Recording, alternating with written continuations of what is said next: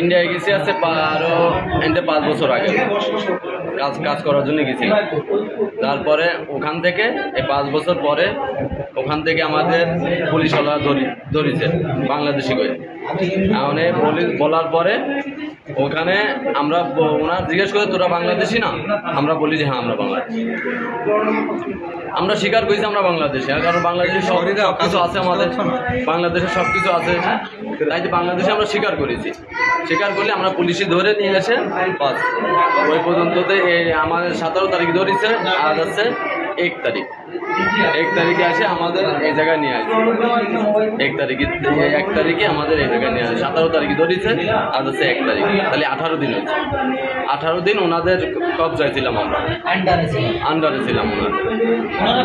ওনারা খাওয়া পড়া সব কিছু শেষে আমাদের দিয়েছে ওই সরকার, মোদী সরকার আমাদের নিয়ে গিয়ে। আমার বাড়ি আরো খুলনা डुमरिया। एस्कॉर्ट कंपनी में काम करता हूँ, एस्कॉर्ट कैपिटल लिमिटेड, उसमें ट्रैक्टर कंपनी में काम करता हूँ। किसी माध्यमे लगाई दिए हमारे কারোর কথায় লাগাই দিয়েছিল আমার কাজে, ওইখানে আধার কার্ডের মাধ্যমে, আধার কার্ড পেন কার্ডের মাধ্যমে করেছি।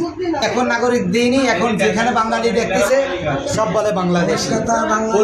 কলকাতার বাঙালিকে দেখলেও বলতেছে বাংলাদেশি, ঠিক আছে।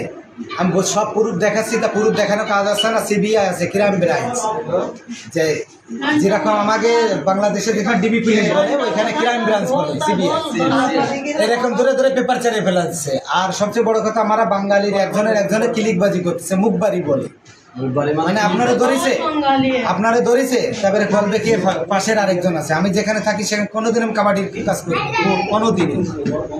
আমি যেখানে থাকতাম সেখানে তো বাঙালি কোনো কেউ অস্তিত্বই ছিল না। এখন আপনাদের কালকে কিভাবে পার করলো? আজকে তো আমরা ওইখানে সরকার বলে দিয়েছে যত বাংলাদেশি আছে সব ছেড়ে দিতে হবে, ঠিক আছে, পাঠাই দাও বাংলাদেশে। বিএসএফ এর মাধ্যমে পুলিশ হিসেবে ধরেছে, নিয়ে যাও, তোমার কোনো সমস্যা হবে না, ঠিক আছে। কোন বর্ডার দিয়ে গেছিলাম এটা তো জানি না, রাত্রে নিয়ে গেছিল দালালে। তারপরে ওইখানে গেছিলাম, পয়সা দিছিলাম, আমার টাইমে দিছিলাম যখন আমি গেছিলাম 10 বছর আগে, 2015 সালের অক্টোবরের 28 তারিখে গেছিলাম আমি। তা ওইখানে আপনার গেছিলাম দালালের মাধ্যমে 5000 টাকা দিয়েছিলাম আমি, তা দৌড়ে নিয়ে গেছিল আমাকে। তা যাওয়ার পর ওইখানে কাজ করতেছিলাম, আমার আব্বা কার্পেন্টারে কাজ করতো। তারপরে ওইখানে আব্বা কার্পেন্টারে কাজ করতে করতে আমি ভাষা জানতাম না, ওখানে ভাষা না জানলে ওইখানে আমি 50 টাকা করে দিহাড়ি দিচ্ছিলাম, কাজ করতেছিলাম স্টার্টিং করার পরে।